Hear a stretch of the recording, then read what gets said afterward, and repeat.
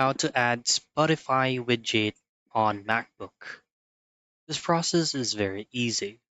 All you have to do at first, if you already downloaded Spotify from your MacBook, um, your system notifications directly from your MacBook will automatically detect that you can actually add a widget out of your Spotify application.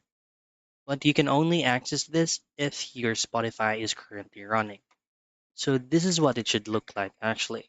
Open up your notification center and then enter the widget gallery and then find Spotify and then just simply add it in your widget. So this is what it should look like if you pull up or you access notification settings in your MacBook. And that's pretty much it.